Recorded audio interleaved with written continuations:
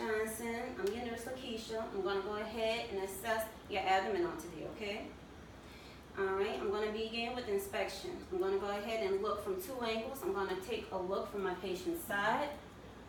And I'm also going to go ahead and look from the foot of the bed.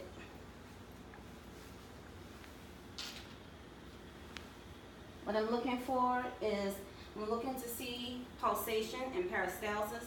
I'm looking to see if there are any scars or lesions. I'm looking to see if it's symmetrical, if both sides are even. I'm going ahead and I'm looking to see if the abdomen, if it's round, if it's flat, if it's distended, protuberant, or if it's scaphoid.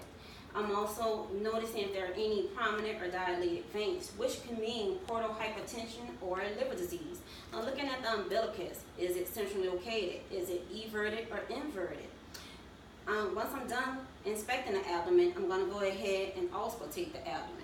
I'm going to go ahead and begin at the right lower quadrant where the ileocecal valve is. I'm listening in that quadrant because bowel signs tend to be more active.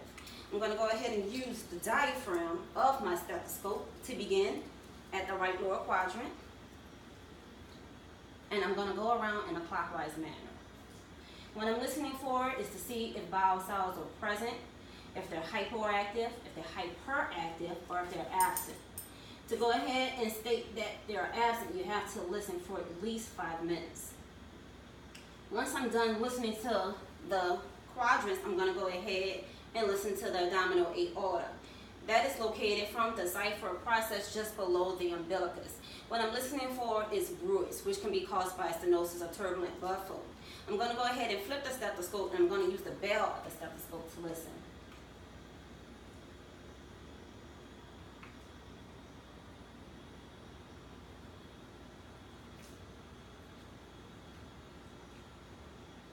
Next, what I'm going to do is percuss the abdomen using my fingertips.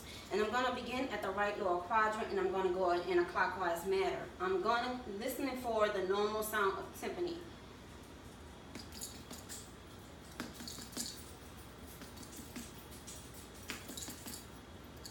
Once I'm done with that, I'm going to go ahead and assess for hernias.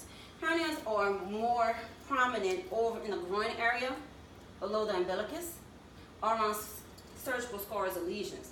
There's two methods of doing this, but I'm going to go ahead and have my patient lift her head up, which increases abdominal pressure, and that makes the hernia more noticeable. Go ahead and lay down. Once I'm done with that, I'm going to go ahead and palpate the abdomen. I'm going to have my patient lift her knees. What I'm going to do is I'm going to go ahead and use my fingertips, and I'm going to go ahead and press to the abdomen about 1 centimeter. I'm going to move, start in the right lower quadrant. I'm going to move around in a clockwise systematic manner.